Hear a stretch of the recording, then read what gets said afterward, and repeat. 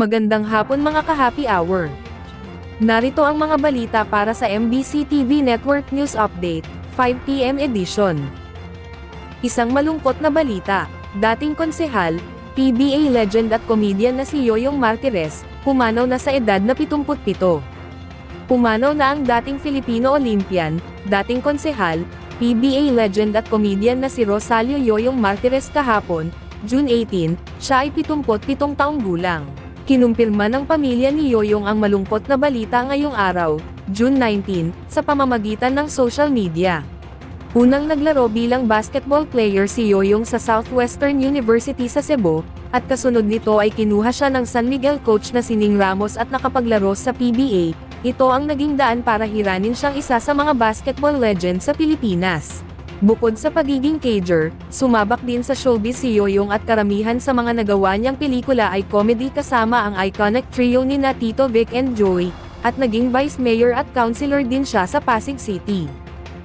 Samantala, sa Metro Manila ngayon, Metro Manila Council, nagkasundong baklasin ang spaghetti wires ng kuryente telco. Matapos ang pulong ng MMDA at mga mayor, nagkasundo sila na magpasa ng ordinansa na tututok sa problemang banta umano hindi lang sa traffic, kundi maging sa buhay ng mga residente at motorista. Sa MMDA Resolution No. 2416, inaatasan ang bawat lokal na pamahalaan na magpasa ng regulasyon sa spaghetti wires, gaya ng umiiral sa San Juan City.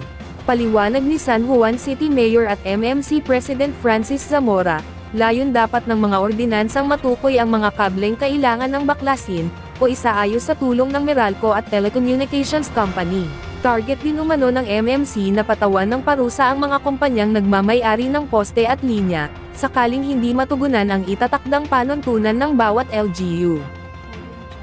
Ating alamin ang mga latest update mamayang alas 5:30 ng hapon, sa programang Metro Manila Ngayon, Afternoon Edition.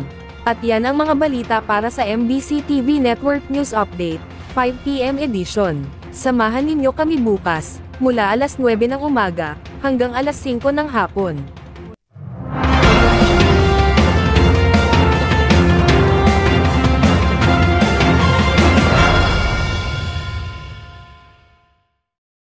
Mga ka-happy hour, kung gusto mong manood ang mga balita sa MBC TV Network News Update, mag-subscribe sa aming YouTube channel, i-like ang aming Facebook page, at i-follow sa aming TikTok account.